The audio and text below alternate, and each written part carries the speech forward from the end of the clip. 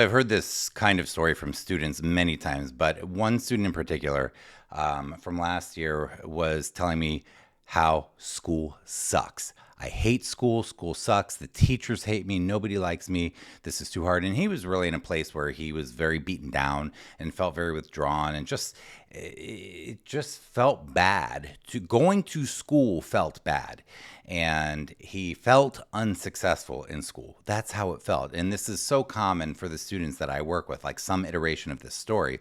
And that's why I'm making this video. And this video is about that, about one way that school should, could, or would be different. School does not have to be the way it is. It's not working for a lot of kids. And unfortunately, the pace at which we are improving and changing education is so slow. It's so discouraging. It's so sad. And what's so sad about it is that kids and students are suffering needlessly, or even if they're not suffering, they're not being empowered to really shine and build their strengths and build how incredibly awesome they are to nearly as much of an extent as we could. So I'm going to talk about one change that we could create that wouldn't be hard, and a little bit about why we don't do that, but at least give a vision of what things could be like. So there's this quote by Kieghtly that says, "Once in a while, it really hits people that they don't have to experience the world in the way they've been told to." And we've grown up, whatever country you're watching this from, we've grown up in a system or systems, educational systems, and it's just what we've grown up with. So it seems like it's the only way, but it's not. I want it to hit us that it doesn't have to be this way. So my name is Seth Perler. What's up? I wear a lot of hats in the executive function, 2E, neurodiversity, parenting, education worlds. And I have a site called SethPerler.com, a summit called Executive Function Summit.com. I do a lot of YouTube podcasts and all the things, but my mission is to help kids with executive function challenges in particular. So I'll be talking about this change in education a little bit from that perspective. First thing I want to say is when I propose this idea I'm going to propose to you today is that I don't act like I have all the answers. Good educators don't act like they have all the answers. Systems may act like that, or textbook manufacturers or testing manufacturers, but I don't have all the answers. I shouldn't have all the answers. So I'm just proposing to you one idea. If we sat down for hours and talked about this stuff, we'd come up with so many other types of ideas. This is just one idea I'm going to talk about today.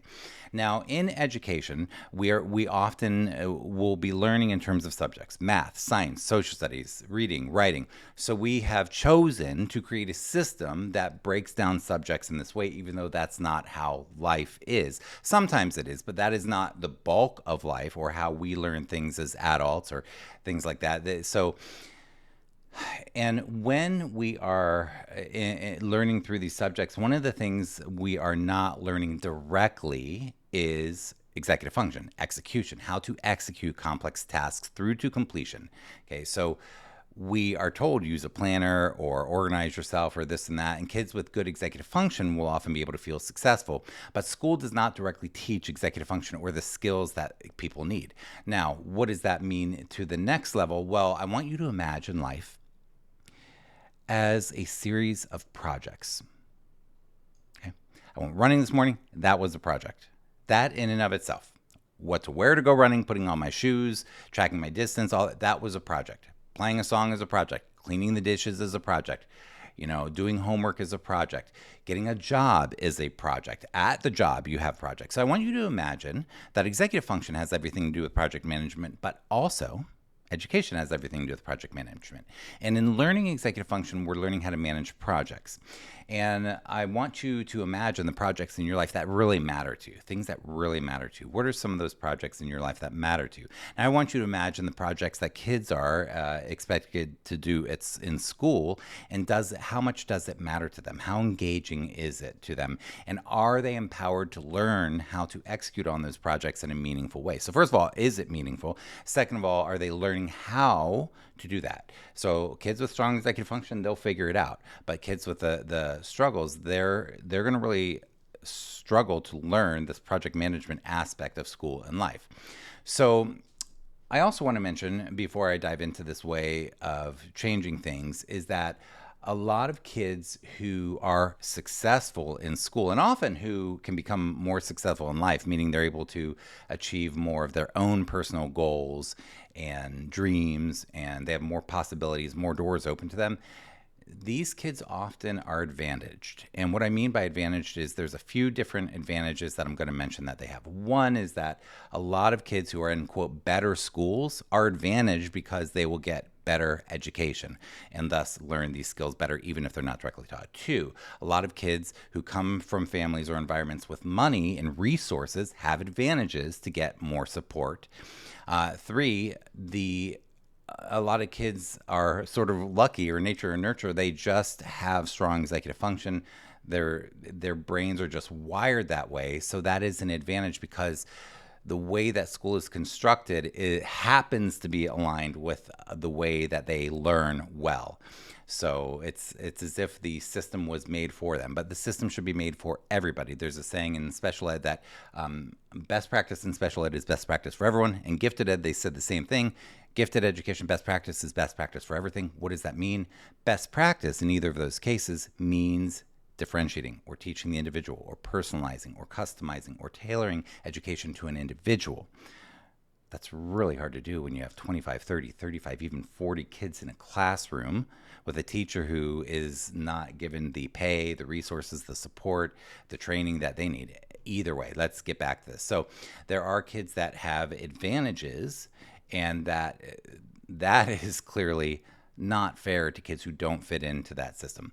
So now, the way that school is constructed, I'm going to discuss that right now because it's not working for everyone or for all situations. So let's look at the way school is constructed. And school is a system, whatever country you're watching from, even if you're in the United States and you're in a public school, private school, charter school, even homeschooling has a lot of structures. And a lot of times kids that are homeschooled have even teachers or programs that they're in. But here's the point that I want you to know. Systems don't change. Massive systems don't want to change. Government systems, educational systems, they don't want to change. So there are so many people, so many teachers, so many tutors, so many coaches, so many therapists that are doing, parents too, that are doing such amazing work that goes unnoticed. So the system doesn't want to change, but there's all these innovative, progressive ideas that are in the world that are helping kids, but the systems wouldn't want that. We all are, there are these individuals making ripples, but for us to come together is really hard logistically. So that is part of why things don't change. Well, here's what I want you to know about how the system is constructed. So what we have chosen to do, and I'm speaking really about traditional education in the United States, even though we may perceive that it's progressed a lot, it's still light years away from where it could and should be. But basically, what we've chosen to do, we've chosen to have essentially a 10-month school year with 2 months off. And a lot of learning is lost, so to speak, during those 2 months. And what we've decided to do during those 10 months is we've said, okay, let's make a school year, 10 months, 180 days. We're going to have a summer break. We are going to have 2 semesters generally. Semesters are going to be about 90 days. Those consist of about 2 quarters. And those are about 45 days each. And we are going to have Saturdays and Sundays off, and we're going to have these certain holidays off. And then during a day, we're going to have different classes. So a kid will go from math to science to social studies to language arts to whatever the classes are. And that's how we have that. That's the overview of what I want to share with you about how we've chosen to construct school. Now, within those constraints, we've also had to think about, okay, so if we have these different things that we call subjects, and that's how we've chosen to break it up, then what are we going to do with those subjects? How are we going to teach those subjects? And right now we're using these things called standards, and the standards are supposed to be these benchmarks, these things that these kids learn in these different subject areas that we have chosen. These are the things that we value at these ages for kids to learn. And who has chosen that? You can look into that type of stuff yourself, but is it you and your community that's chosen what's the most valuable things for people to learn in your community? So we have this sort of a situation where we have to figure out, how do we address these standards? Well, what we tend to do is we get curriculum or we get textbooks. And the way that those curriculum and textbooks are laid out usually is in units. So let's imagine you have a 10-month school year and you have a topic of science and you have a certain amount of units that are supposed to be taught in order to teach the kids the things in science that they're supposed to learn that year.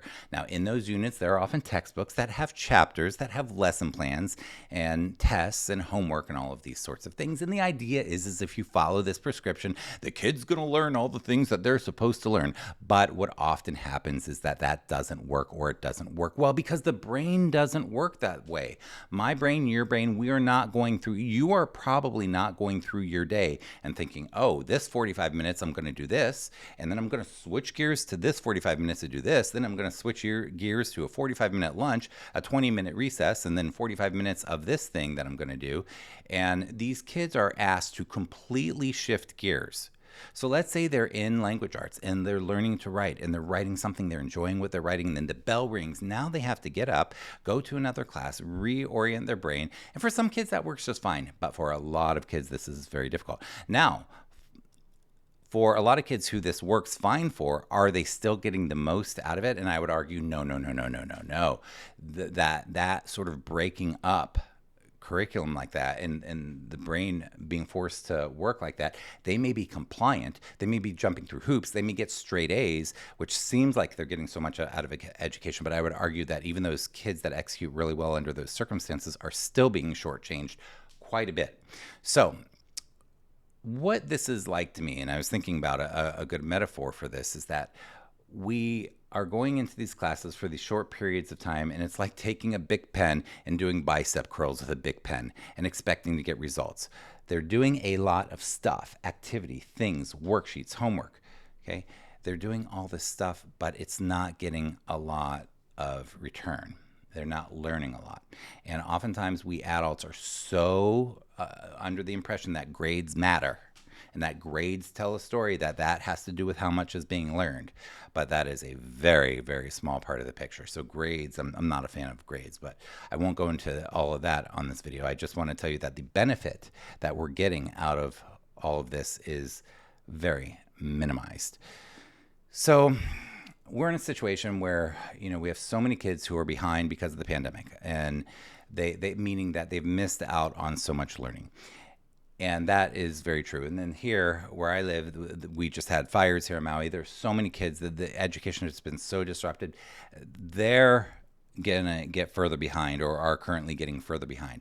Like, what do we do? Like, if we were to say, oh, these kids are so behind, let's just get them on track by using the curriculum and pushing them through these chapters or these units more quickly, is that going to get them, quote, caught up?